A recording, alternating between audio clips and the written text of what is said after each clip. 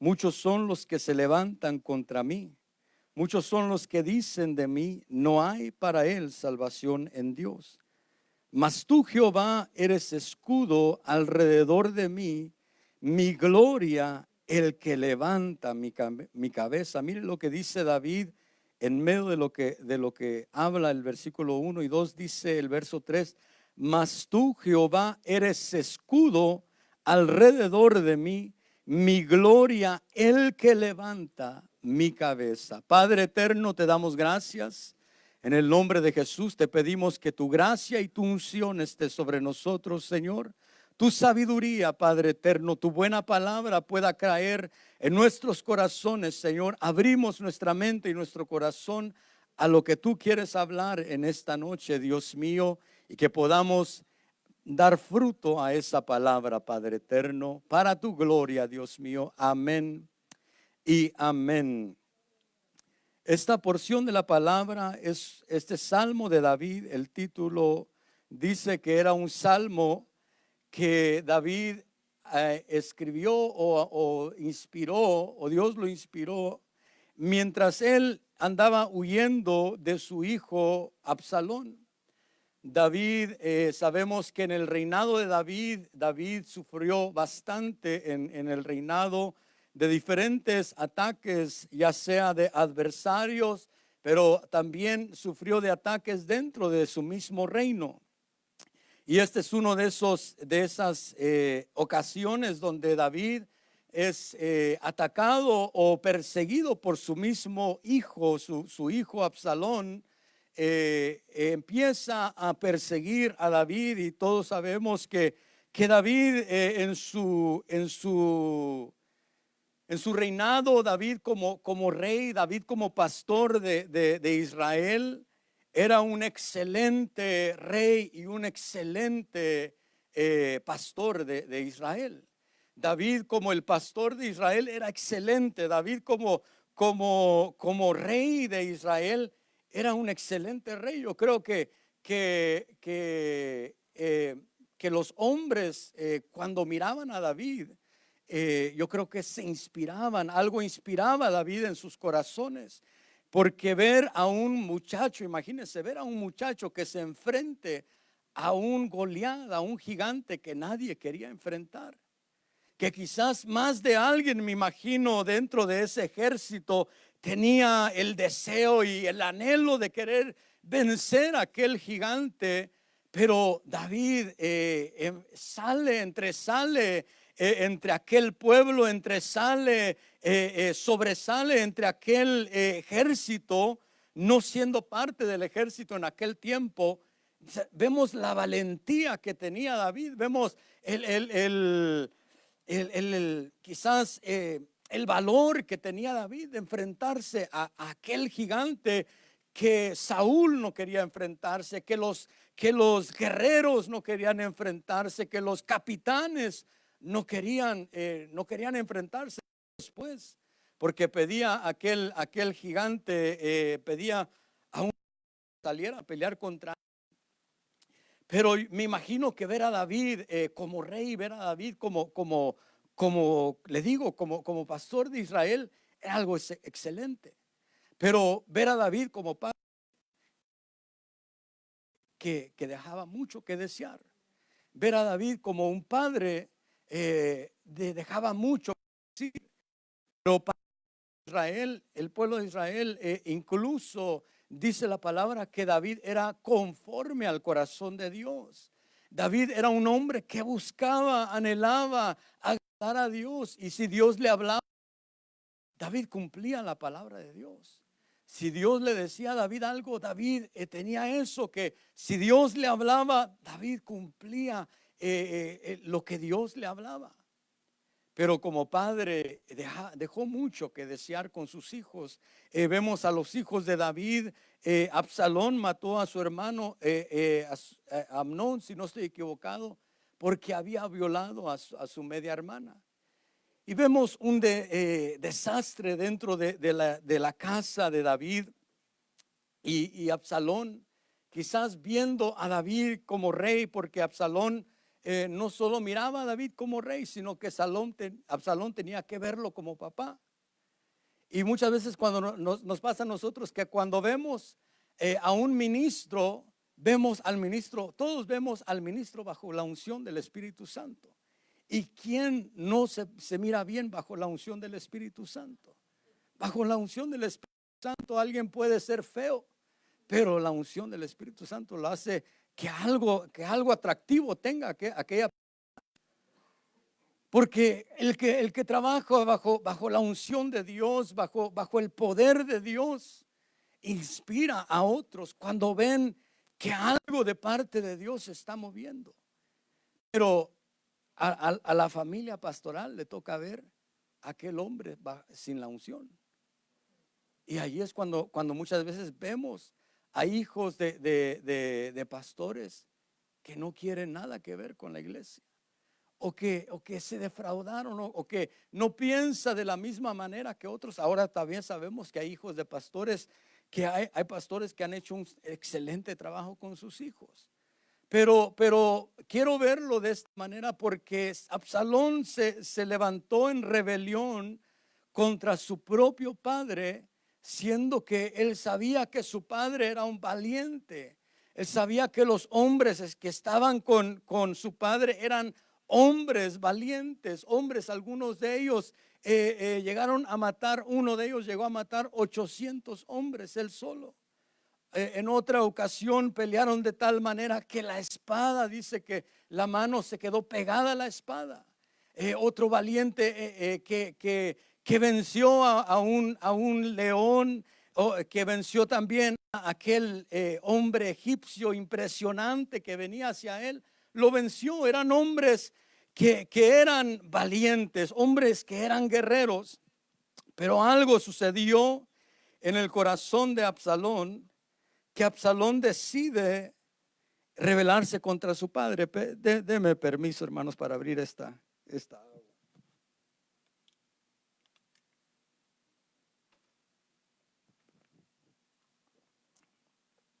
Absalón decide rebelarse contra su padre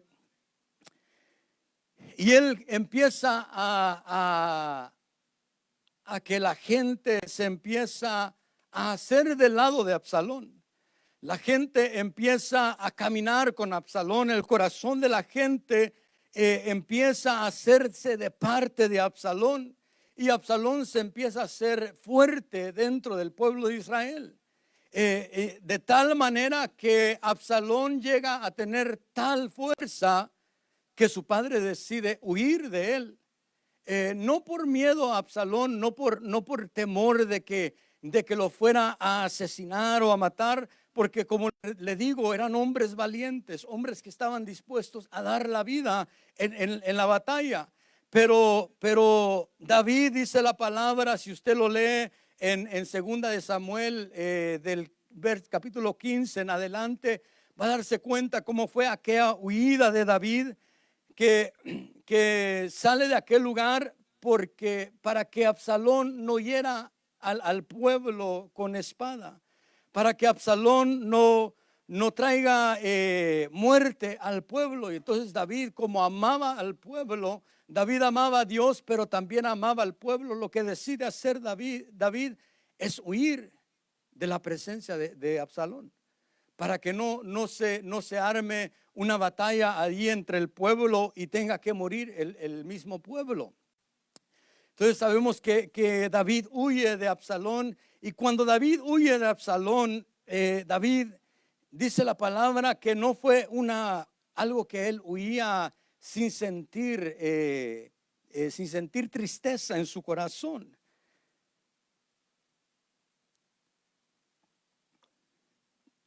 David, cuando salió de Jerusalén, cruzan el Cedrón, el torrente del Cedrón. Dice que ellos suben la cuesta del monte de los olivos, y dice que mientras iban subiendo la cuesta del monte de los olivos, iba llorando, iba con los pies descalzos.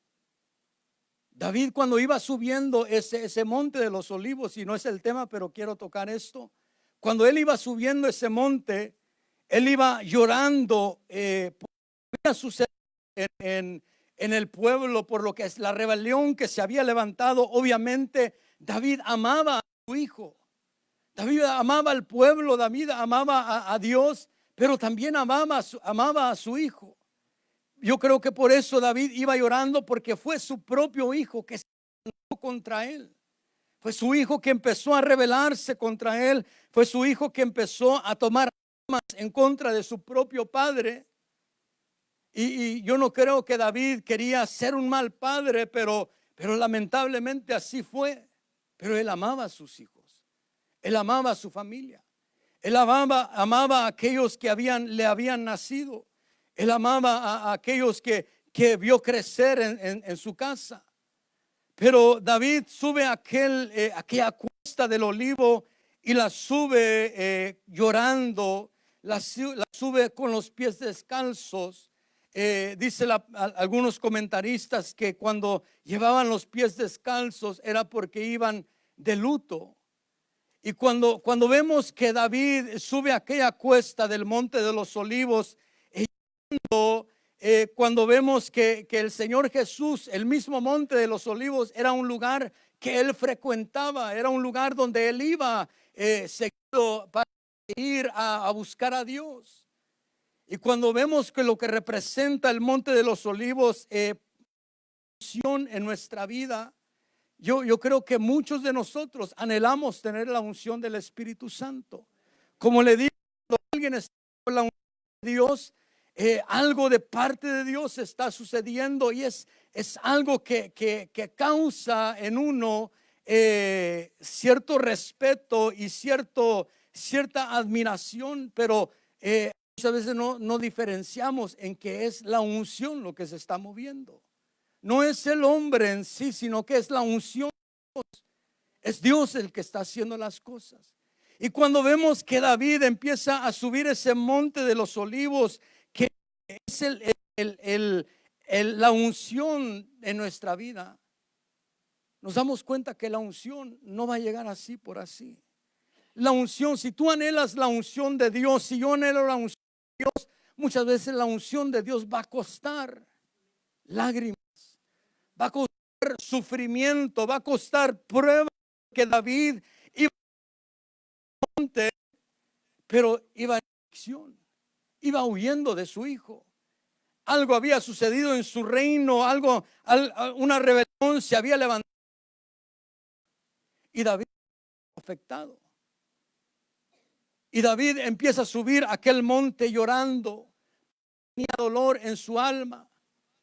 Y cuando nosotros anhelamos, si tú anhelas la presencia de Dios, la unción del Espíritu Santo, si tú que tocas un instrumento anhelas tocar bajo el Espíritu Santo, muchas veces eso va a costar. Va a costar que Dios nos meta a pruebas, porque esas pruebas van a madurar ciertas cosas en nuestra vida. Esas pruebas van a sacar ciertas cosas que no son agradables a Dios en nuestra vida.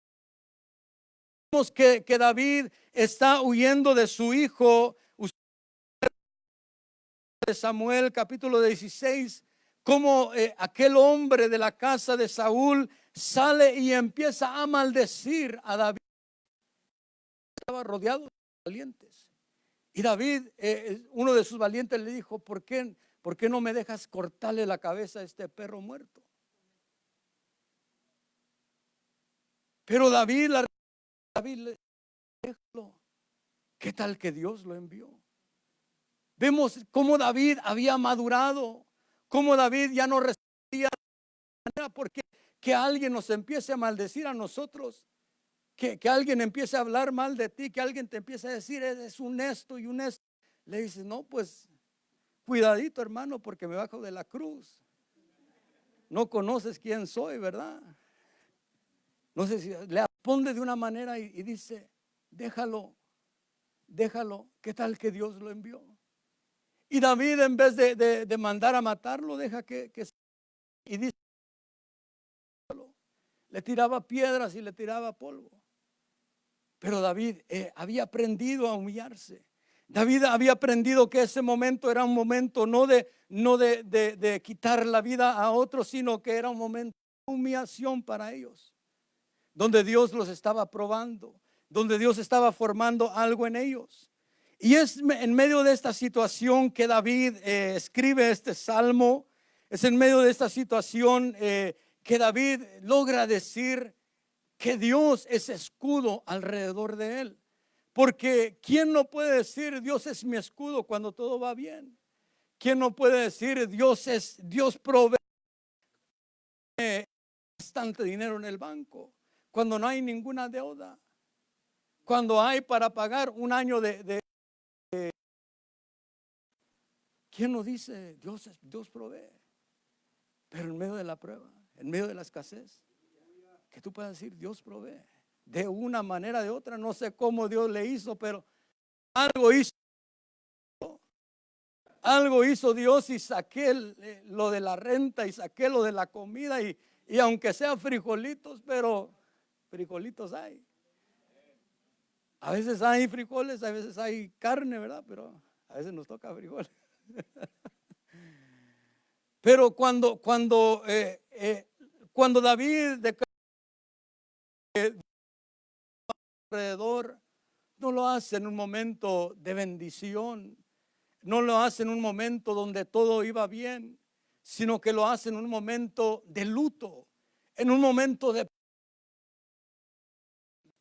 Ponte a imaginar, tú que tienes hijos de 16 años para arriba, ponte a imaginar qué harías tú, que tu hijo se levantara en contra de ti.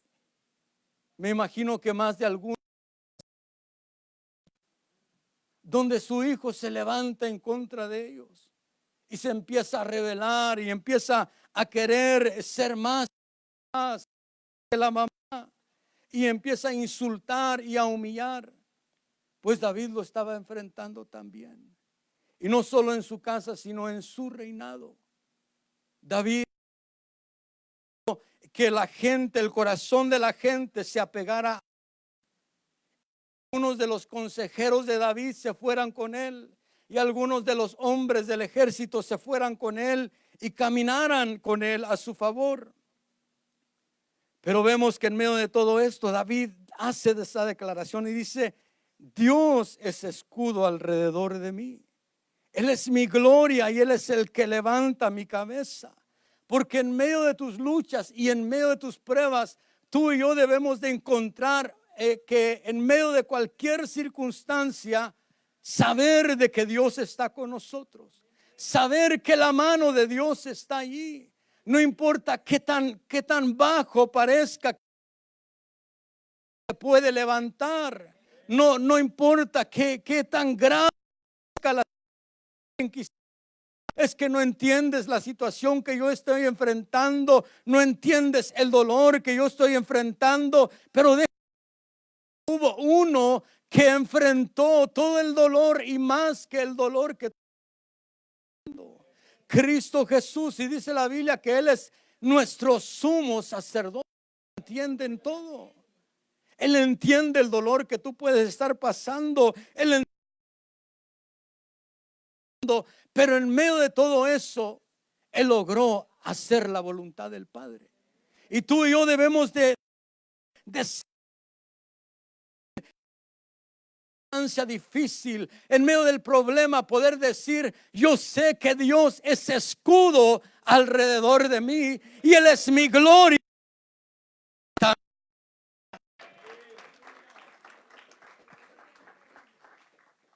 Él es el que levanta nuestra cabeza. El versículo 1 de allí de Salmos, capítulo 3, dice: oh Jehová, cuánto se han multiplicado mis adversarios. Muchos son los que dicen de mí: no hay para él salvación en Dios. Como te digo, David estaba enfrentando esa situación, y es cuando decían de él: no hay salvación de Dios para él. Ya su reino se ha acabado. Ahora Absalón ha tomado el reino. Incluso Simei, aquel hombre que iba maldiciéndolo, le dijo: Dios ha entregado el reino a Absalón tu hijo. Miremos en segunda de Samuel, capítulo 16 y versos 7 al 8.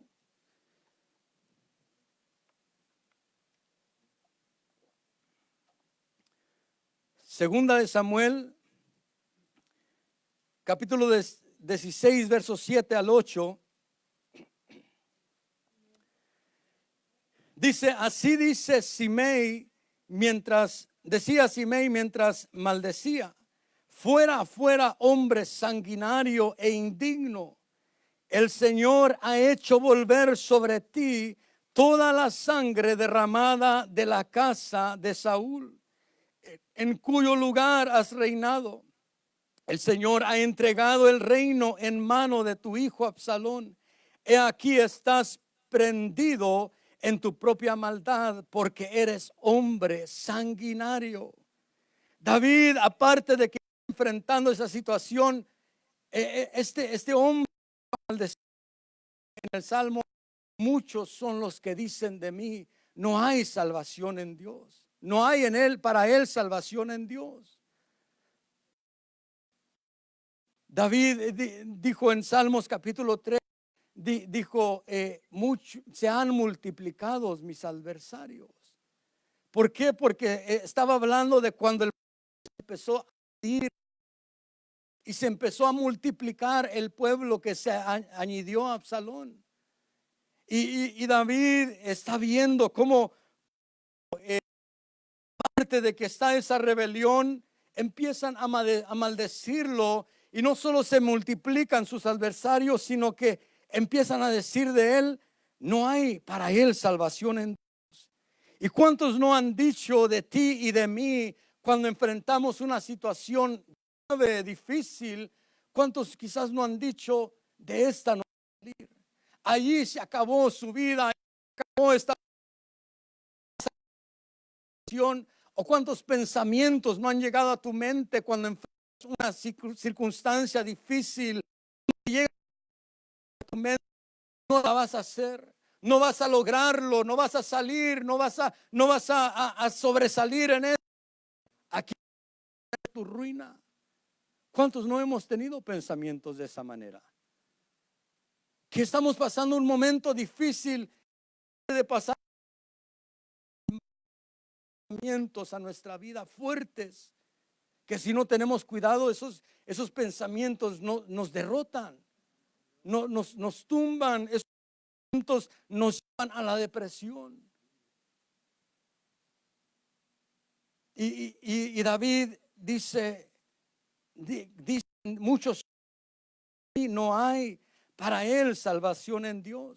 Y este hombre Simei iba maldiciendo a David y le empezó a decir, Dios te está dando tu paga por lo que hiciste, Dios te está pagando.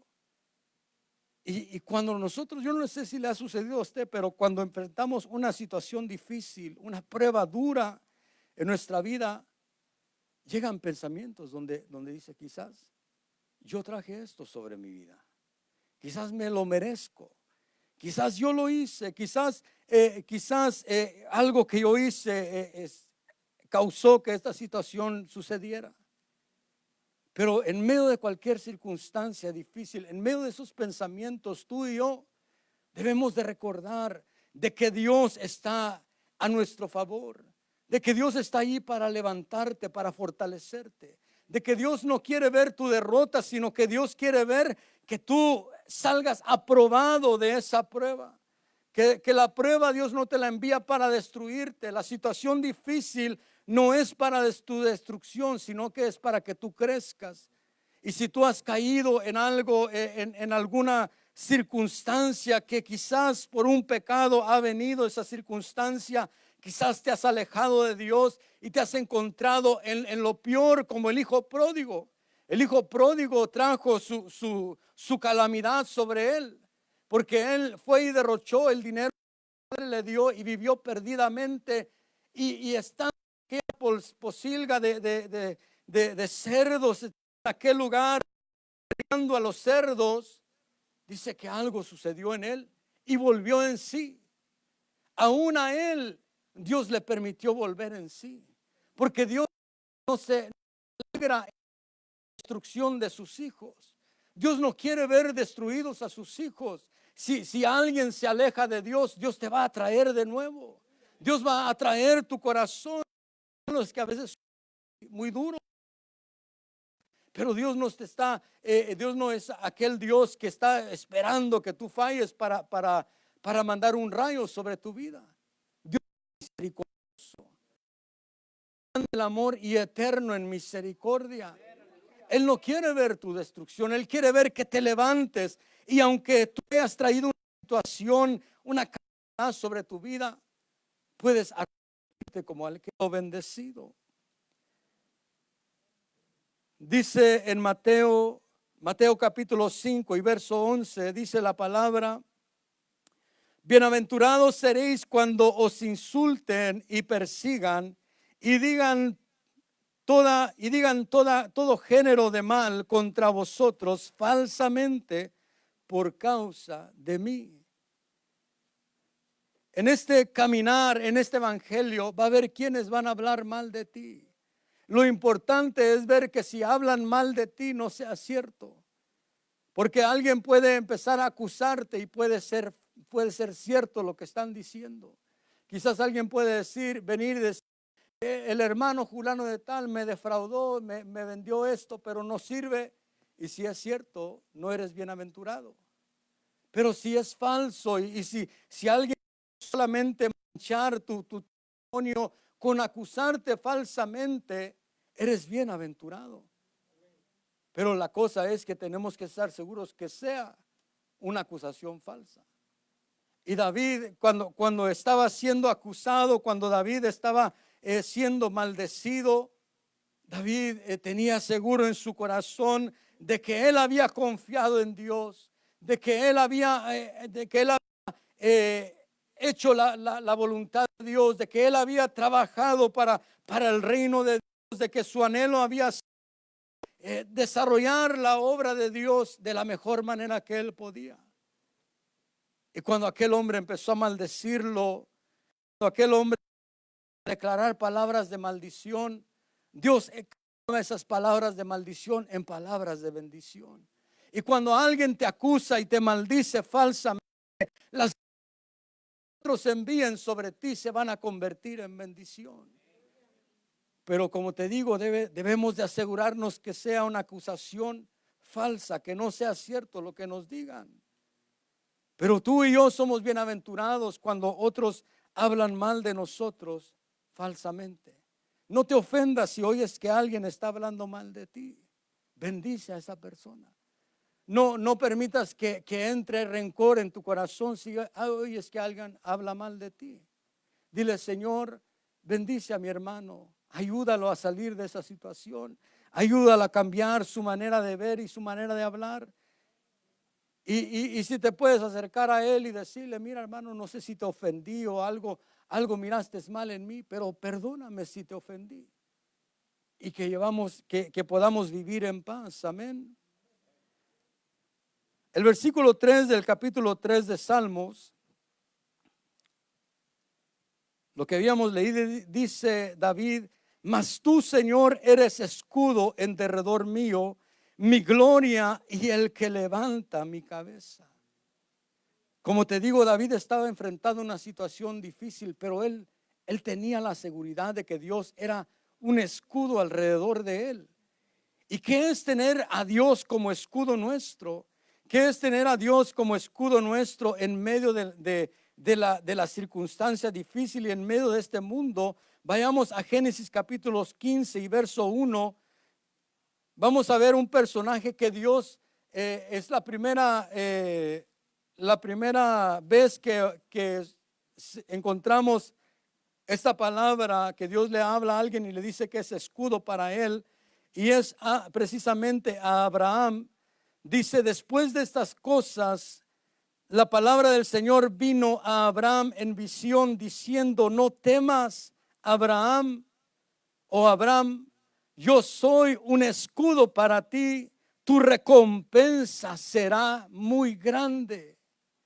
Ahora todos sabemos que Abraham fue un hombre muy bendecido de parte de Dios. Y él es el primer hombre que encontramos en la palabra que Dios le dice: yo soy un escudo para ti. Y Abraham, para nosotros lo reconocemos como el patriarca, como el hombre de fe, como aquel hombre que algunos lo nombran el padre de la fe.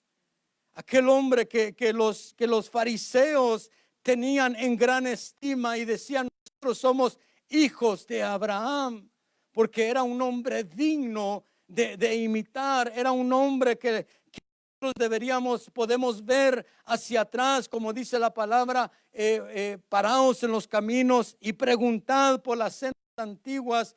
Uno de esos hombres que podemos ver que caminó en esa senda es Abraham, que caminó en la senda de buscar a Dios, que caminó en la senda de creerle a Dios y de caminar en fe en lo que Dios decía.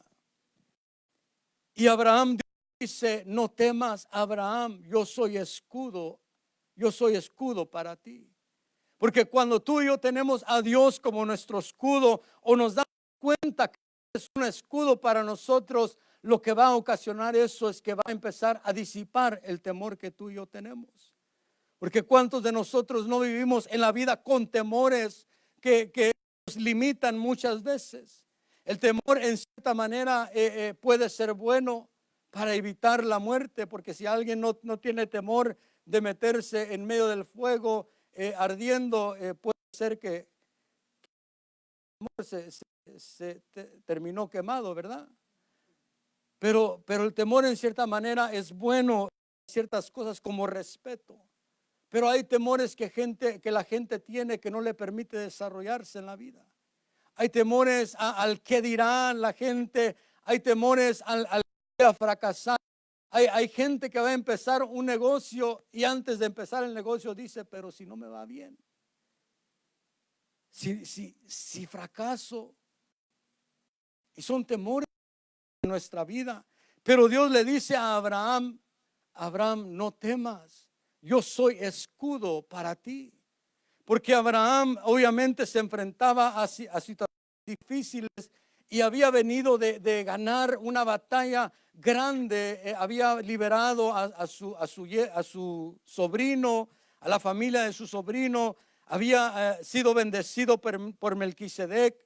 Pero Dios le dice a Abraham: no temas, Abraham, porque a veces, aunque tengamos grandes victorias, hay temores en nuestra vida. Hay temores en nuestra vida. Hay cosas que Dios tiene que venir y decirnos: no temas, no temas. Encontramos en Apocalipsis a Juan, el apóstol Juan, que Dios le dice, cuando Dios se aparece al apóstol Juan, lo que le dice a Juan es: no temas, yo soy el que estuvo muerto y he resucitado. Porque aunque caminemos en esta vida, hay ciertos temores en nosotros que Dios tiene que decirnos: no temas, hijo mío, no temas, mía, a lo que ha de venir, a lo que has de enfrentar. Porque Dios, cuando nosotros tenemos a Dios como nuestro escudo, eso trae seguridad a nuestra vida. Quizás alguien que no esté legal en el país, que en este lugar sabemos que todos somos legales, pero alguien que quizás esté viendo la transmisión, pero que si no está legal en este país, pero si tienes a Dios como escudo tuyo, puedes vivir tranquilo. Puedes vivir tranquilo porque tienes la seguridad que si Dios permite que te lleven de este país, Él tendrá el lugar donde vas a llegar y Él tendrá las puertas abiertas para ti.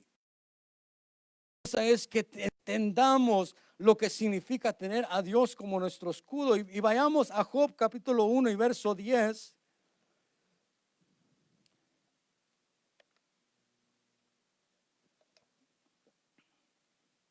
Job capítulo 1 verso 10 dice: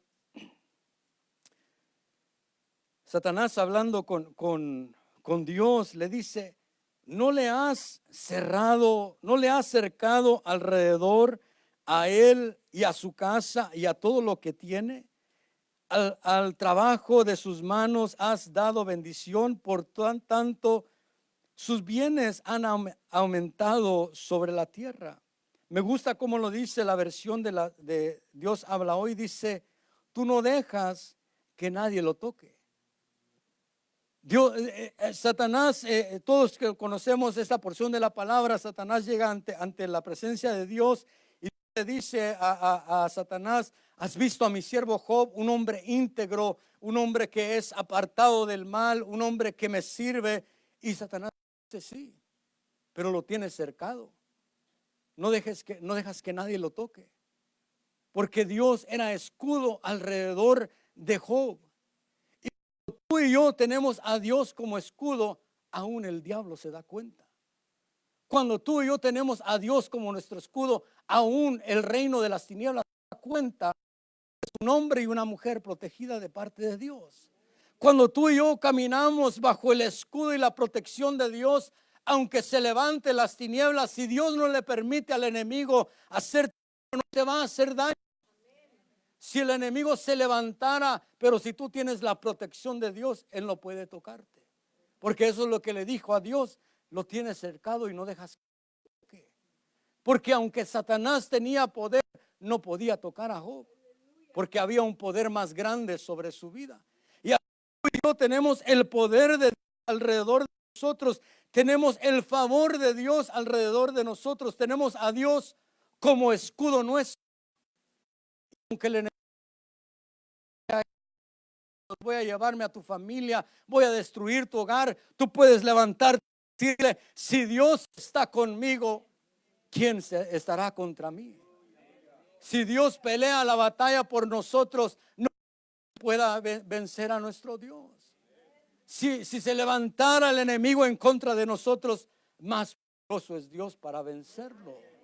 No debemos de atemorizarnos si vemos que el reino de las tinieblas empieza a levantarse con la protección de Dios. Job era un hombre que tenía el favor de Dios con él. No solo con él, dijo Satanás, lo ha acercado a él, a su familia, a sus bienes y a todo lo que tiene. Porque Dios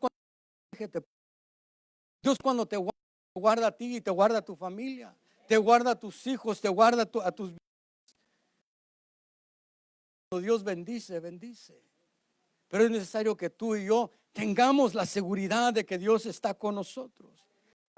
Él me va a levantar de nuevo, Él me va a poner de nuevo.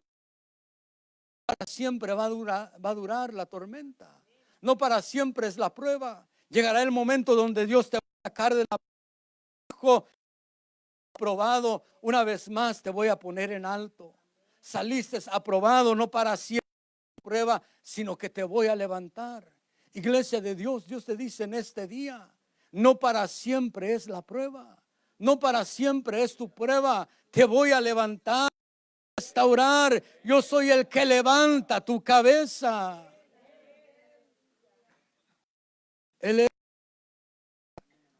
David cuando decía, Él es mi gloria, David no buscaba la gloria del hombre.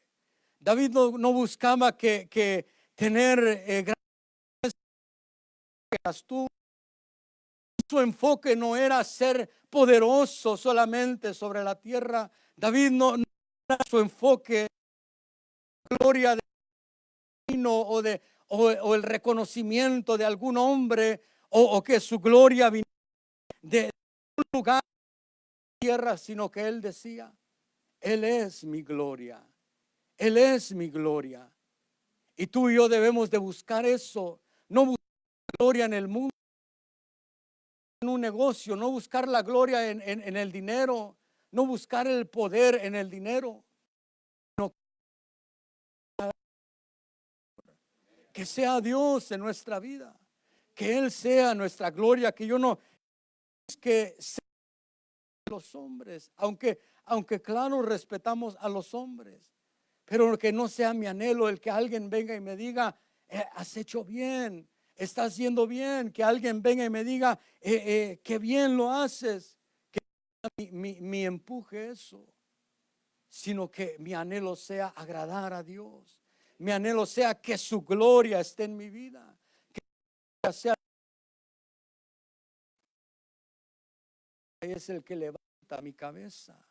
Porque David sabía que aunque estaba enfrentando una situación difícil, cuando envía cerca de la presencia de Dios de regreso a Jerusalén, él le dice a aquellos hombres, si he hallado gracia delante de Dios, Él me hará volver. Y una vez más estaré en medio de la presencia. Porque Dios restaura, Dios, Él es el que te levanta de nuevo. Como Dios no quiere verte aunque pases momentos difíciles y momentos donde vas a tener que aprender la humillación. Porque la prueba muchas veces nos humilla. Porque ellos dentro de la prueba cruzan el Jordán, que el Jordán representa bajar o un lugar bajo o la humillación. Y muchas veces Dios nos enseña la humillación en medio de la prueba. Pero aunque Dios te lleve en esa humillación, no es para dejarte allí, es para ponerte una vez más en alto, pero que esa posición no se te suba a la cabeza. Que esa posición que Él te dé, porque a veces conocer, a veces nos dan un nombre ya con respeto. A veces nos dan un carrito nuevo y Pancho, por favor, ahora Mr. Frank, por favor.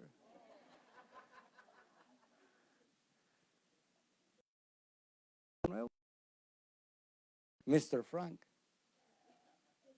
Que lo que Dios nos dé no se nos suba a la cabeza. Por eso Dios te permite pasar momentos. No, que la situación de la humillación te desanime, sino que míralo de esta manera. Mira lo que esa humillación te va a ayudar cuando vas a poder seguir siendo humilde, aunque tengas la bendición de Dios. Aunque tengas un puesto alto, quizás en el reino de que tú sigas siendo humilde. Que no te enseñorees sobre el pueblo. Que no te enseñorees sobre los que están trabajando debajo de y los. Entonces vemos que David pasa esa humillación, pero él logra decir: Él es escudo alrededor de mí, mi gloria y el que levanta mi cabeza. Dice Salmos capítulo 33 y verso 12, verso 18. Salmos 33, verso 18 dice: He aquí los ojos del Señor están sobre los que le temen, sobre los que esperan en su misericordia, para librar su alma de la muerte y conservarlos con vida en tiempos de hambre.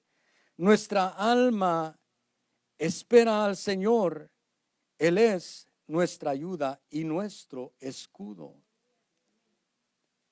Me gusta lo que dice allí, que Él es, dice el verso 19, para librar su alma de la muerte. Porque Dios no solo es escudo alrededor de tu vida física, sino que nuestra alma se deprime. David era un hombre que su alma se deprimía. Si usted lee los salmos, usted lee la vida de David, se va a dar cuenta que David Él es el que libra nuestra alma de la muerte. Porque Dios es el que libra tu alma de llegar a la muerte.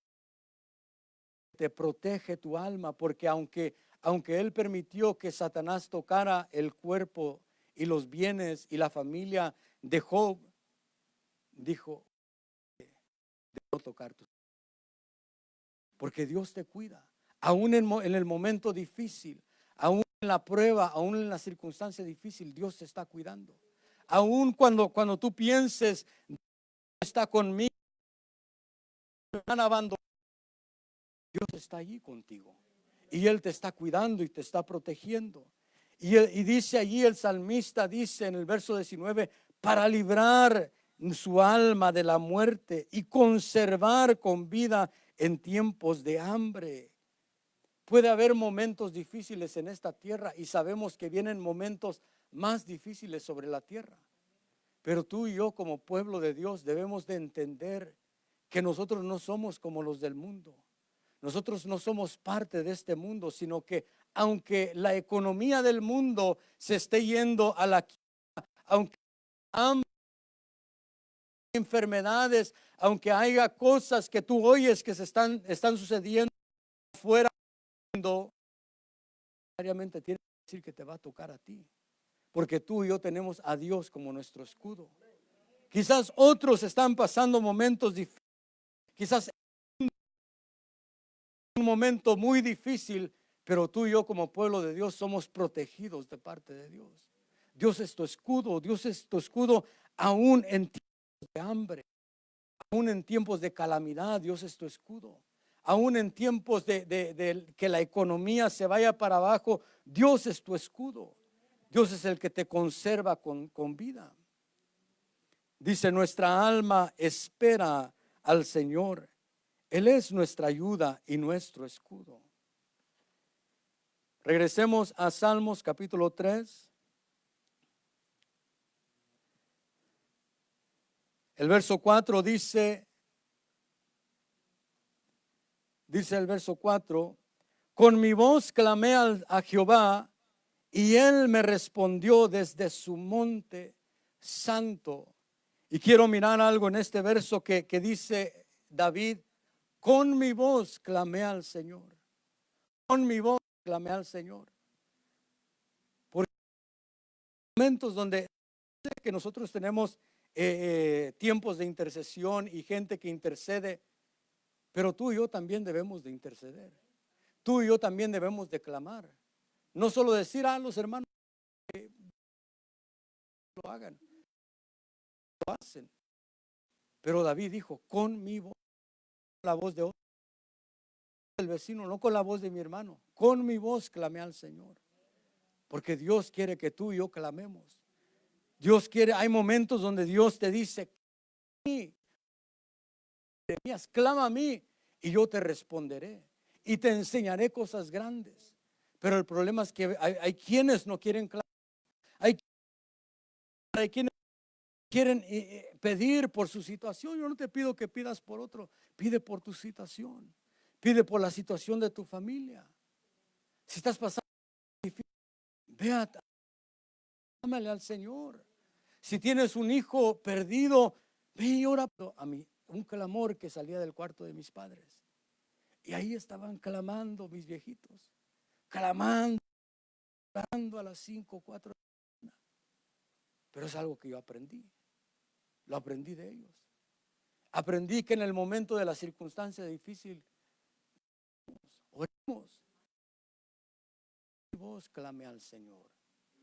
Y cuando tú y yo clamamos al Señor, debes de tener la seguridad de que Él te va a oír, de que Él va a oír la oración.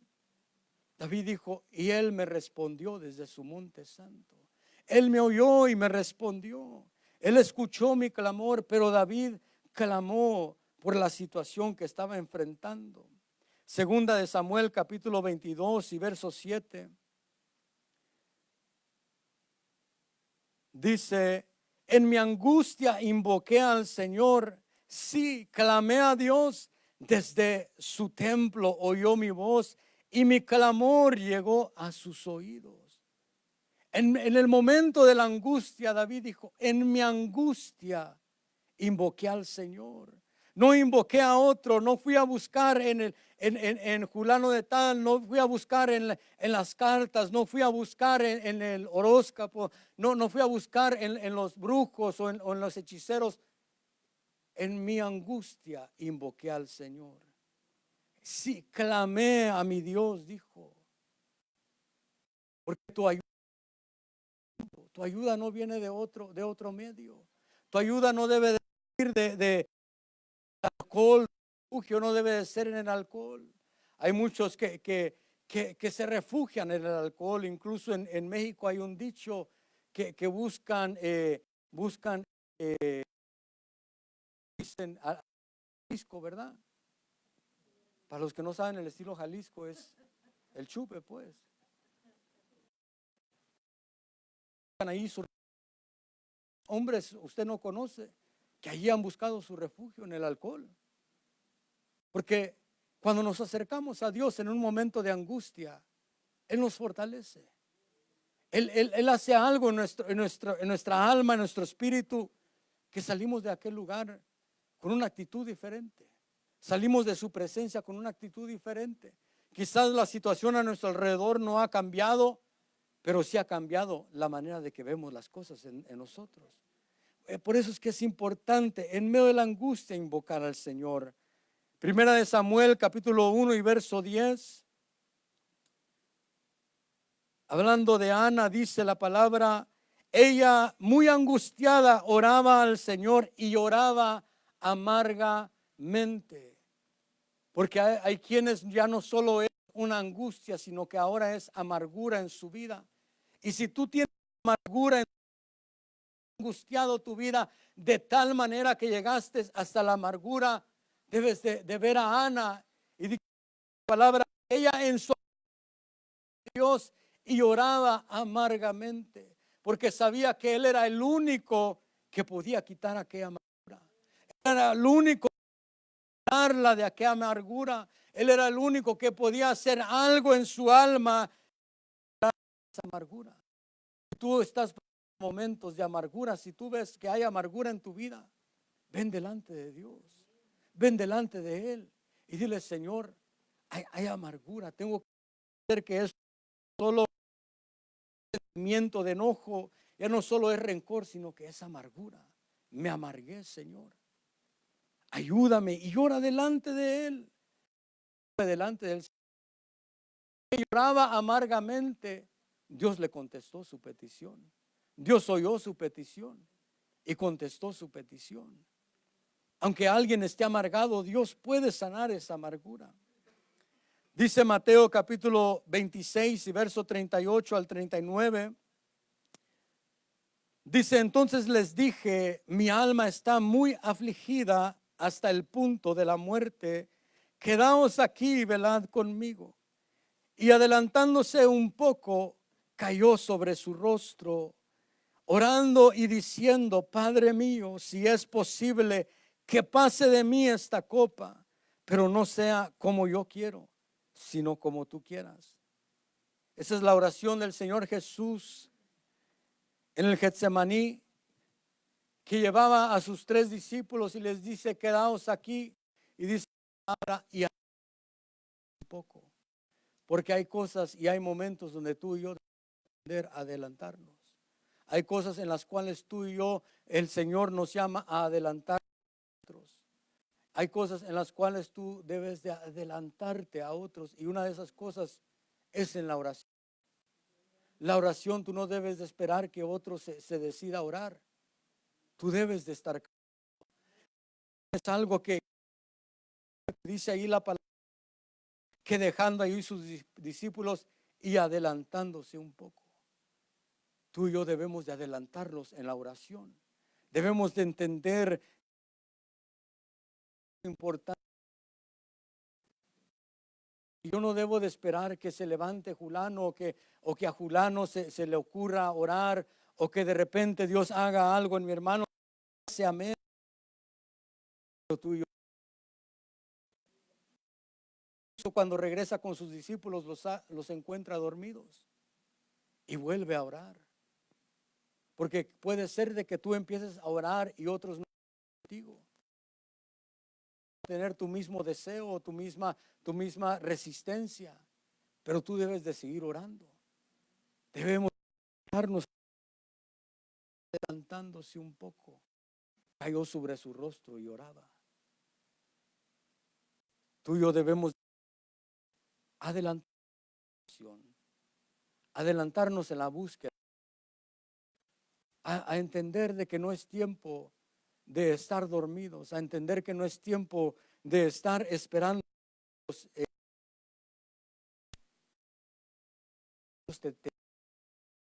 De tú y ora tú y busca a Dios tú y pídele a Dios que haga.